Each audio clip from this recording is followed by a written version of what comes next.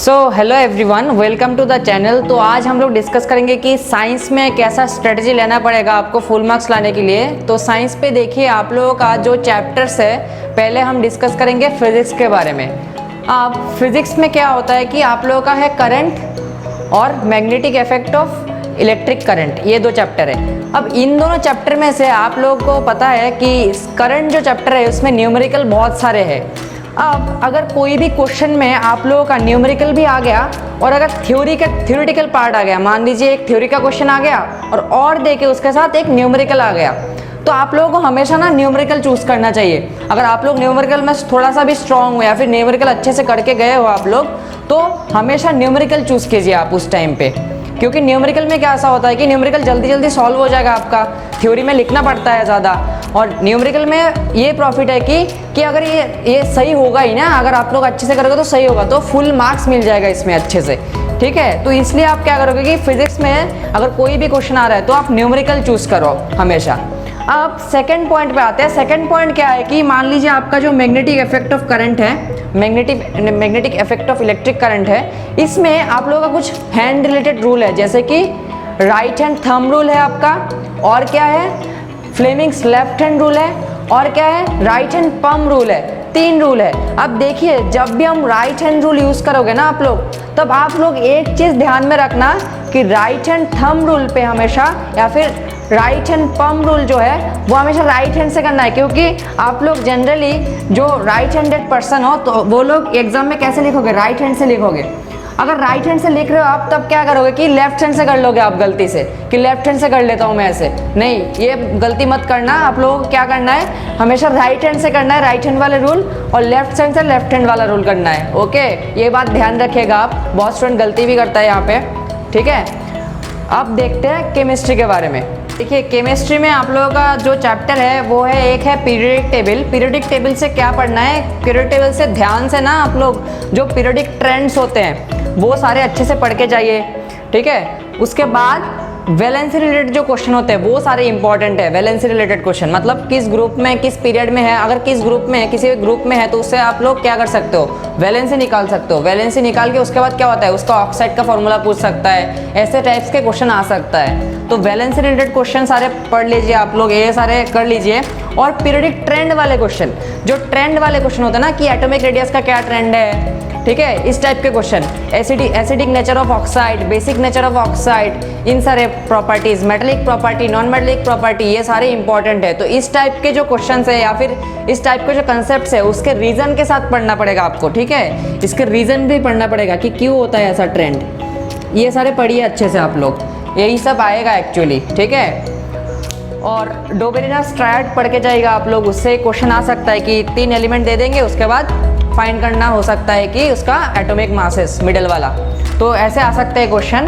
तो ये है पीरियोडिक टेबल के बारे में। अब दूसरा वाला जो पार्ट है आप लोगों का ऑर्गेनिक वाला पार्ट, उसमें तो बहुत ही ईजी है, कुछ है ही नहीं, आधे से ज़्यादा तो चैप्टर मतलब उन लोगों ने पहले ही मिटा दिया है। तो क्या करना है, इसमें पहले जो भी है इसमें पहले आप लोग कार्बन की प्रॉपर्टीज़ पढ़ना है, कैटिनेशन प्रॉपर्टी वगैरह। उसके बाद कार्बन के जो एलोट्रोप होते हैं, डायमंड और ग्राफाइट, ये दोनों पढ़ना है आप लोगों को। और फुलेरिन के बारे में थोड़ा कुछ है, वो भी पढ़ना है आप लोगों को, ओके। अब यहाँ पे एक चीज़ अच्छे से पढ़ के जाएगा आप लोग, वो है आइसोमेरिज्म। जो कि आइसोमर्स होते हैं ना, वो आइसोमेरिज्म अच्छे से पढ़ के जाइए। यहाँ पे कोई भी एक फॉर्मूला देके बोलेगा कि इसका क्या क्या आइसोमर हो सकता है। और है आपका होमोलोगस सीरीज, बहुत ही इंपॉर्टेंट है होमोलोगस सीरीज। होमोलोगस सीरीज से एक क्वेश्चन तो आप एक्सपेक्ट कर ही सकते हो। तो ये है अपना केमिस्ट्री का पार्ट, ठीक है।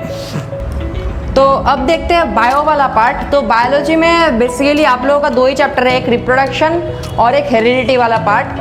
अब देखिए, यहाँ पे रिप्रोडक्शन जो चैप्टर है ना, उसमें बहुत सारे रिप्रोडक्टिव पार्ट्स, रिप्रोडक्टिव ऑर्गन्स या फिर रिप्रोडक्शन के रिलेटेड बहुत सारे डायग्राम्स होते हैं। अब मान लीजिए आप लोगों का ना एक क्वेश्चन आ गया, व्हाट इज बडिंग। मान लीजिए आपका ऐसा क्वेश्चन आ गया, व्हाट इज बडिंग। अब इस पे आप लोगों को क्या करना है कि पहले तो आप लोगों को लिखना है कि बडिंग क्या होता है, उसका डेफिनेशन देना है पहले। उसके बाद क्या लिखना है आपको, इसका पहले डेफिनेशन दीजिए, डेफिनेशन या फिर क्या होता है बडिंग। उसके बाद क्या लिखना है आप लोगों को, एग्जाम्पल लिखना है इसका, ठीक है। बडिंग क्या होता है उसका एग्जाम्पल लिखना है। उसके बाद क्या करना है, एक छोटा सा ना डायग्राम ड्रॉ कर दीजिए बडिंग का, मतलब ऐसे ही हाइड्रा ड्रॉ कीजिए, ठीक है, एक हाइड्रा ड्रॉ करके उसके बाद क्या करना है, इसका एक डायग्राम ड्रॉ कर दीजिए। ऐसा नहीं कि ये बहुत ही अच्छा होना चाहिए डायग्राम, ऐसा नहीं, इसको बस आप एक्सप्लेन कर दीजिए, बस आपको डायग्राम ड्रॉ करना है। और डायग्राम रिलेटेड से सबसे इम्पॉर्टेंट बात ये है कि उसमें आपको अच्छे से लेवलिंग भी करना है। और लेवलिंग ना आप याद रखिए, मान लीजिए ये वाला डायग्राम है कुछ, अब लेवलिंग आपको एक ही साइड पे करना है सारे,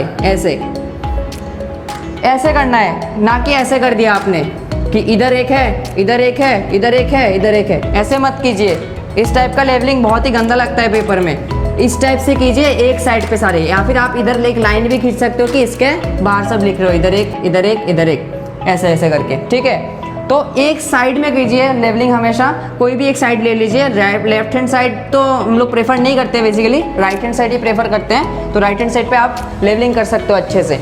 और कोई भी क्वेश्चन में अगर डायग्राम ज़रूरी नहीं भी है, अगर पूछ भी नहीं रहा है, अगर इसमें डायग्राम रिलेटेड कुछ आप दे सकते हो तो ऐसे ड्रॉ कर दीजिए। मान लीजिए आप लोगों का एक क्वेश्चन आ गया कि फेलोपियन ट्यूब वाला, तो आप इससे अच्छे से बस फेलोपियन ट्यूब आप ड्रॉ कर सकते हो ऐसे, इस जगह पे फेलोपियन ट्यूब ऐसे, आ गया समझ में। तो ये सारे डायग्राम्स अच्छे से करके जाइए बायोलॉजी रिलेटेड। अब बायोलॉजी में और एक जो चैप्टर है वो है अपना हेरिडिटी वाला चैप्टर। अब हेरिडिटी में आप लोगों को पता ही है कि इसमें क्रॉस आते हैं, बहुत सारे क्रॉस रिलेटेड क्वेश्चन आते हैं, हेटेरोजाइगस होमोजाइगस वाले क्वेश्चंस। अब इस टाइप के क्वेश्चन में अगर आप लोगों का क्वेश्चन ऐसा आ गया कि आप लोग ना ऐसे लाइन लिख के, मतलब ऐसा सेंटेंस लिख के आप एक्सप्लेन नहीं कर सकते हो, पर आप क्रॉस करके समझा सकते हो, तो आप क्रॉस करके ही समझाइए उसको। एटलीस्ट अगर समझा भी नहीं सकते हो ना, फिर भी क्रॉस तो करके ही दिया है। मान लीजिए आप लोगों को दे दिया कि हेटेरोजाइगस टॉल के साथ आप लोगों को एक शॉर्ट और डॉर्फ प्लांट को क्रॉस करना है। तो आप लोगों को पता है डॉर्फ कब होता है, जब दोनों ही होमोजाइगस डॉर्फ होगा। आगे समझ में, दोनों होमोजाइगस डॉर्फ होना चाहिए। और हेटेरोजाइगस टॉल मतलब क्या होता है, कैपिटल टी और स्मॉल टी। टॉल दो टाइप का होता है, एक कैपिटल टी, एक कैपिटल टी स्मॉल टी। अब इसमें हेटेरोजाइगस कौन सा है, ये क्योंकि इसमें कैपिटल टी भी है स्मॉल टी भी है, दो डिफरेंट, और इसमें सेम है, ये क्या हो जाएगा होमोजाइगस। तो इसमें अगर क्रॉस करना है तो आप इसमें पहले गैमेट बना लीजिए ऐसे, आ गया समझ में। एटलीस्ट इतना क्रॉस तो करके आना चाहिए आप लोगों को, जो भी क्वेश्चन में मांग रहा है ना उसके रिलेटेड। तो मान लीजिए ये वाला क्रॉस हो गया, ये वाला ये और ये ऐसे क्रॉस करके तो आना चाहिए आप लोगों को एटलीस्ट, ठीक है। तो इससे तो आपको पता ही चल जाएगा क्या क्या हो रहा है। देखिए इधर 50% क्या हो गया, टॉल आ गया, और यहाँ पे 50% क्या आ गया, डॉर्फ प्लांट। तो ऐसे कर दोगे ना फिर भी चलेगा आप लोगों का क्वेश्चन, अगर ऐसे आ गया तो। यहाँ पे फेनोटाइपिक रेशियो क्या हो गया, 1:1 आपका, 1:1। जीनोटाइपिक रेशियो क्या आ जाएगा, जीनोटाइपिक रेशियो भी सेम आ जाएगा इधर, आ गया समझ, दो ही टाइप का आ रहा है ना, तो 1:1 हो जाएगा, 2:2, आ गया समझ में। तो ऐसे क्वेश्चन आप कर सकते हो। तो आप क्रॉस पे ध्यान दीजिए, ये सारे अच्छे से पढ़ के जाइए क्रॉस कैसे होता है, और रिप्रोडक्शन में डायग्राम्स। और एक बात जनरल इन जनरल बता रहा हूँ मैं, साइंस में एनसीईआरटी में कोई भी लाइन आप छोड़ के मत जाइए। हर एक लाइन इंपॉर्टेंट है, हर एक वर्ड इंपॉर्टेंट है, कोई भी डायग्राम आप मिस मत करिए। एनसीईआरटी का कोई भी एक लाइन, एनसीईआरटी से आप एनसीईआरटी का कोई भी एक line, not a single line miss करिएगा। एक लाइन और एक वर्ड कोई भी मिस मत करिए, मैं बार बार बता रहा हूँ, ऐसे क्वेश्चंस आएंगे।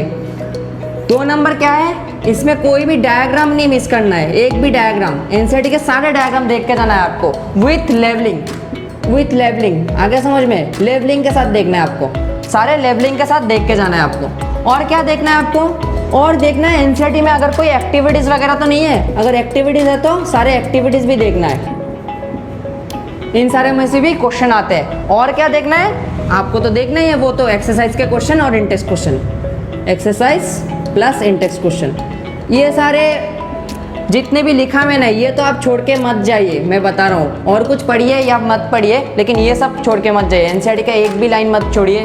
उसके बाद डायग्राम अच्छे से करके जाइए विथ लेवलिंग, क्योंकि लेवलिंग से क्वेश्चन आता है। मतलब आपको डायग्राम देगा ना, पूछ लेगा ये, मान लीजिए ऐसा कुछ डायग्राम दिया हुआ है और पूछ लेगा ये वाला पार्ट कौन सा है, अगर समझ में, तो ऐसे पूछ सकते हैं आप लोगों को। और इसके बाद क्या है, एक्टिविटीज़, वो भी अच्छे से करिए। और क्या है, एक्सरसाइज प्लस इंटेक्स क्वेश्चन जो है तो ये सब अच्छे से करके जाओगे ना तो अच्छा मार्क्स आ जाएगा आप लोगों का साइंस में, ठीक है। तो अच्छे से पढ़िए आप, 3 दिन टाइम है, अच्छे से पढ़ के तैयारी कीजिए। एनसीईआरटी को ध्यान दीजिए अच्छे से, अगर दूसरा कोई बुक है भी फिर भी एनसीईआरटी को ध्यान दीजिए अभी। NCERT is the most important thing in science, okay. तो अच्छे से पढ़िए तो एग्ज़ाम अच्छा होगा। Thank you.